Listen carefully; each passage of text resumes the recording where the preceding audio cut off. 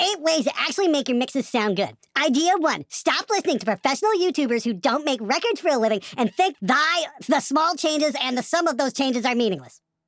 Hey, great suggestion. Would help if anybody knew what the hell you were trying to say!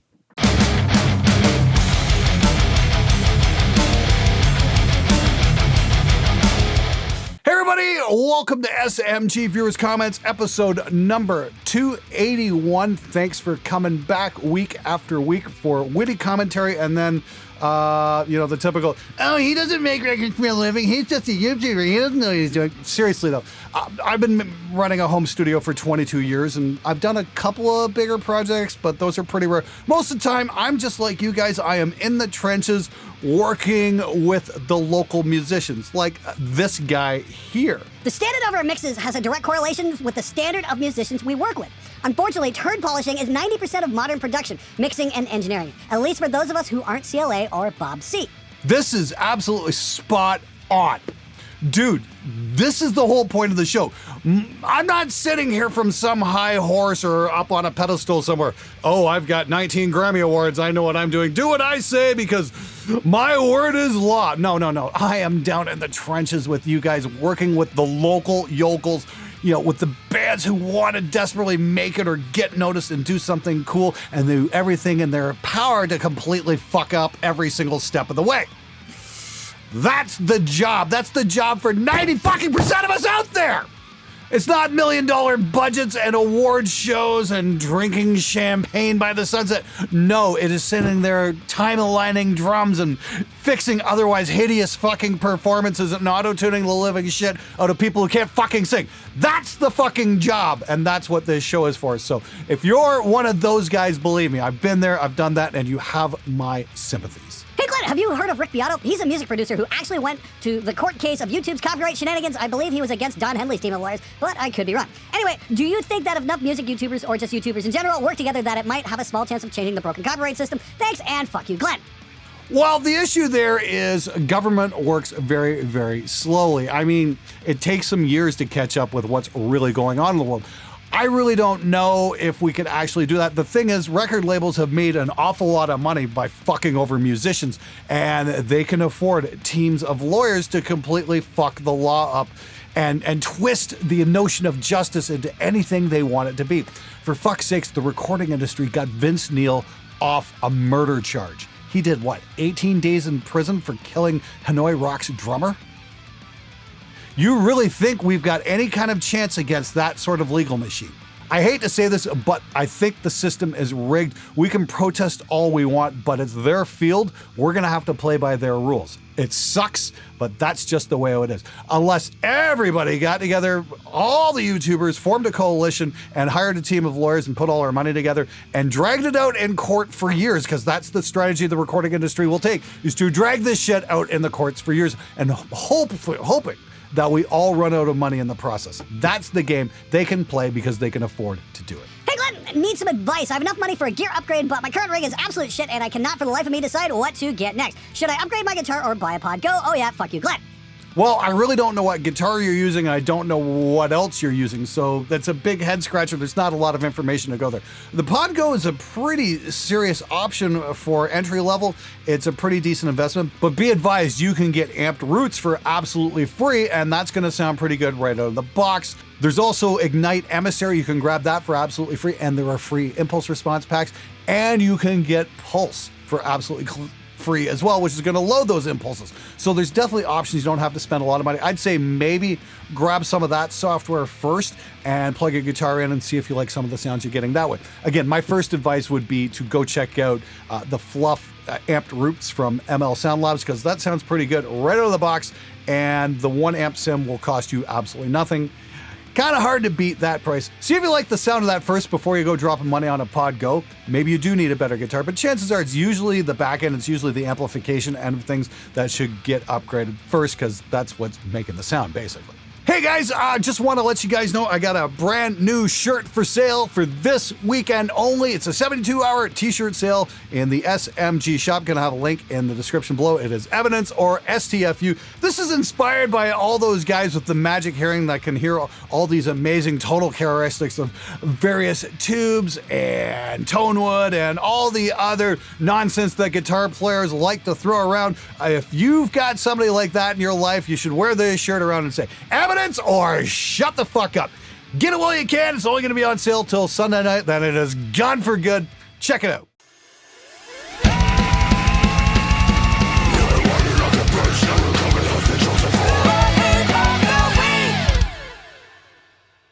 You know what? I don't think I like this survey. I'll leave. Authoritarian dickhead censoring people without explanation. Deleting comments for no reason. No fucking thanks. You little Hitlers, enjoy your circle jerk. I'm out. Hopefully Emily self-respecting people will follow suit. Have a good laugh, ladies. Makes Glenn look terrible. Later, kids.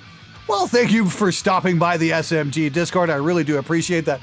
To everybody who might be watching this video, if you want to join the SMG Discord and get some help with your mixes from the community and maybe hang out with me, I game on Saturday nights and I do a premium session where I listen to your mixes and deconstruct some stuff, and we kind of do that in smaller groups. It's definitely a community worth joining. I'll have a link to that in the description below. I'm always in there. It's an awful lot of fun. And as long as you post your mixes in the right subforum and are willing to take some constructive criticism, you probably won't wind up like that guy with a butthurt exit. Sorry to see you go, dude, but criticism is a thing. If I win the Rams generator, please do not sign it, Glenn. I want it to be valuable. Your signature will devalue at the Line 6 Spider 2 levels. Well there, Mr. Flanders. I guess we know who won't be winning this amazing Rev Generator Mark II up here, and that is you. So tired of hearing about how sampled drums are fake drums, especially after watching you overprocess a drum kit with plugins to the point where it sounds like samples anyway. If the song sucks, no one cares if the drums are acoustically recorded. If you're good at programming drums and the song is going to begin with, then people just like the finished product. Just saying. So sampled drums are real drums? Are you on fucking glue? What the fuck have you been sniffing? Seriously. Sampled drums are not fucking real. They are samples of somebody else playing the fucking drums. It's like microwaving a TV dinner and calling yourself a 5-star chef. You out of your fucking mind? Get a grip! I get it.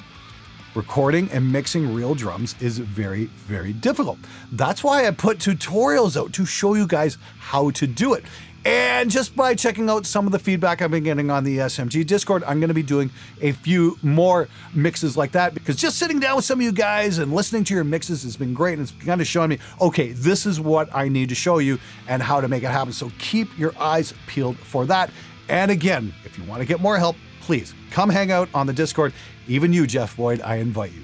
Join us. This guy always talks the most shit, but then posts these horrible sounding mixes and tutorials. What a joke. Yep, my mixes and tutorials are horrible, especially this mix. And this mix.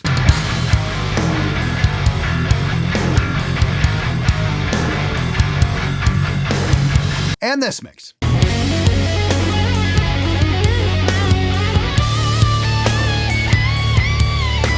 I sense much butthurt in your post. Stick to playing the bass, bro. Your drum sound has always been awful. Seriously, bad. Yep, absolutely terrible, especially this one.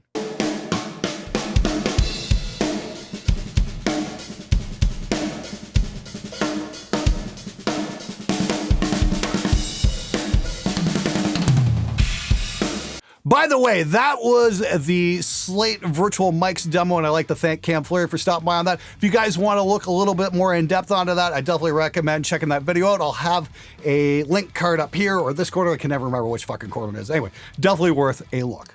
Another crazy thing is that the ML2 mics are only $150 a piece, which means you can mic a whole kit for much cheaper than most entry-level drum mic sets. Well there, Bast Audio. Let me double check your math there. At $150 a piece for 7 mics, that's 5 shell mics and 2 overheads. That's $1,050. Now I've done the T-Bone kit from Thomann, and that was like, I don't know, $350. I did the Samson one, which was priced very similar.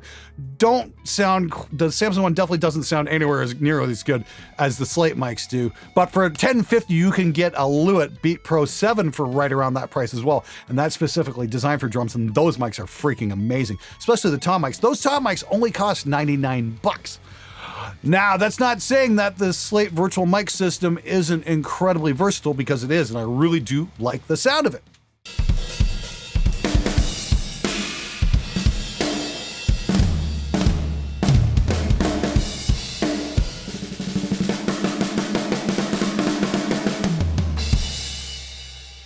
That didn't take much effort at all, and coupled with the Slate software, yeah, you can get some pretty stellar results. Absolutely great.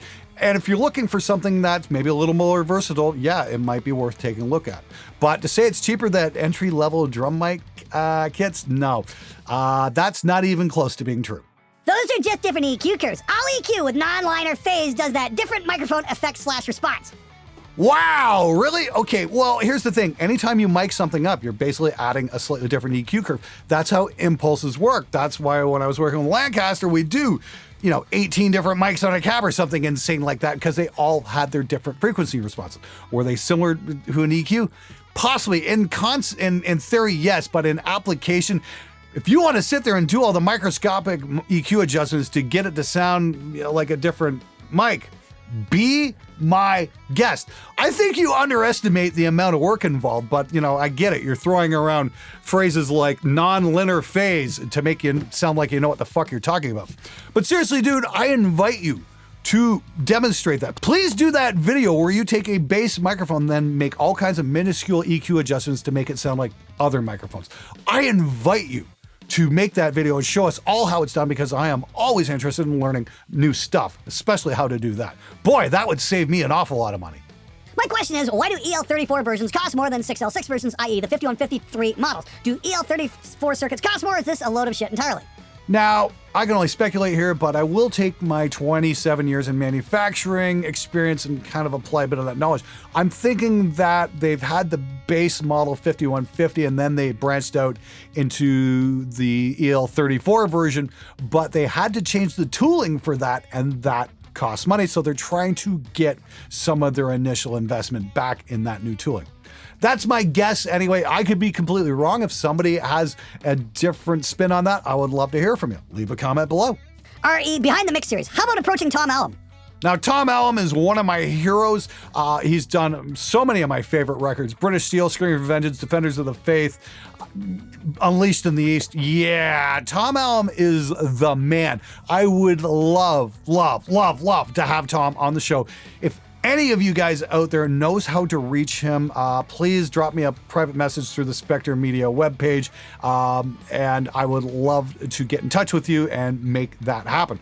I'm currently working on talking to a few different people to get Behind the Mix happening a little bit more, because I know you guys really enjoyed that Megadeth episode. So yes, if we get Tom on the show, that would be amazing. Love to get Andy Sneap as well. I'll have to reach out to him, see if he's down at some point. Anyway, you guys got more suggestions for Behind the Mix episodes? I'm all ears. Keep them coming. Oh, hi, Glenn. So I've been having this problem with recording my 6505 plus 112 with a load box and IRs. The sound I get, and is apparent especially in the clean channel, is pretty saturated, even though my boost is off and the gain is pretty much all the way down. When I plug my cabs, everything sounds much cleaner except dangerously low. So my question is, what do I do? Get a DI box even though my low box has a DI out, or just the amp's shit-tastic electronics, so I'm better at recording with a mic or even another amp? Oh yeah, I watched a guy mod this thing. For better cleans, he apparently swapped the preamp too. We all know what magic wonders that does. And yes, I'm aware of the goddamn fuzzy buffer FX loop. I soldered a jumper in there and now using a separate buffer. This is not the source of the problem. Cheers from Russia, many fucks. Well, many fucks from Canada. Okay, the guy who swapped the tube does have an issue there. He might have a point there. If you put a 12AT7 or an AY7 in there, it's going to be a less gain mic. So if you find the right tube to replace, I forget which one it is for the clean channel, that might actually do something there. Remember, changing tubes doesn't change your frequency balance, but it definitely changes the amplitude. So putting a cleaner tube in might have a desired effect. So I will give props to that guy who did that. That will actually do something. Absolutely. If you're expecting massive tonal shift from changing your tubes, no, that doesn't happen. And as I always say, evidence or shut the fuck up. But just remember, a 5150 is not exactly what you'd call a clean amp. If you're trying to get glistening cleans out of a 5150, you might as well find yourself a live unicorn while you're at it. Hi Glenn, I just bought a home and my family is helping me with some renovations. On the third day, the house got broken into, but luckily nothing of value was inside and nothing was taken. I want to set up a home recording studio in my home and all my gear stolen is a gigantic fear. Any tips on keeping burglars from taking my stuff while I'm away from home? How much do you worry about someone breaking into your studio and taking stuff? Number one, get insurance.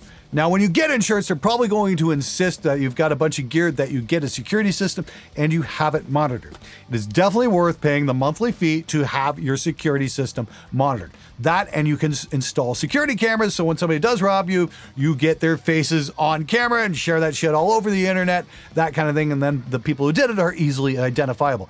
The technology is there. You've just got to spend a couple extra bucks to make sure you're taking advantage of it. Like, home security cameras are not that expensive anymore. The technology is definitely affordable. It's definitely worth investing in. Protect yourself always. What is the real difference between a 300 interface to a 3000? Does it sound any better, or is it just smoke and mirrors? I have a Focusrite Claret. It's not bad, but I don't hear super high quality finish. Any help would be great. Well, I can guarantee you this. It's not your interface that doesn't sound super high quality. It is definitely the source material being put in, meaning what you're recording. You're just going to have to refine yourself, and get better at what you're doing. I've heard some absolutely stellar stuff done through some really cheap Behringer interfaces. It's not the interface. Believe me, they're all using the same digital to analog converters these days anyway. They're all working off the same chips. The more expensive converters have better analog signal path going in, but it all goes through the same freaking chip. So just to be ultra clear, it is not the gear holding you back. It is your lack of experience. The trick is you need to keep doing what you're doing and do it a lot. You will get better, but it's like learning an instrument. You just have to refine things. Good luck, dude. Any preference towards a brand concerning locking tuners? I have two guitars that I put Gotoh locking tuners on, and they seem to be great so far, but it's sort of new territory for me, so I thought I'd ask those with more experience. Cheers. Locking tuners are locking tuners, dude. If they, tie the string off and hold it in place and keep the guitar in tune, they're the right ones to have. That being said, my absolute favorite are the Graphtec ratios because they're compensated with their gearing, so they all turn at the same rate. Because usually you've got to crank your first string over 1,000,000 times, and then your sixth string is you don't crank nearly as much. I put a set of those in that 7-string Legator I got a few years back, and they're just absolutely brilliant. So if you're in the market for some aftermarket locking tuners, check out the Graphtec ratio. I absolutely love them. I have a really shit bandmate who sucks at guitar. The hardest thing he can play is Smoke on the Water. Please help me fire him. P.S. His name is William. William!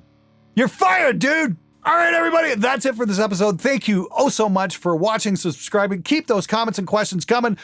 You guys want to learn more about mixing? Come hang out in the SMG Discord. Links are in the description below. And oh yeah, don't forget, this shirt's going to be on sale till the end of Sunday night. Then it's gone for good. Get it while you can. Anyway, hope to see you in the Discord, and I'll see you guys next Friday for another episode of SMG Viewers Comments. Thanks again. I am fucking out of here.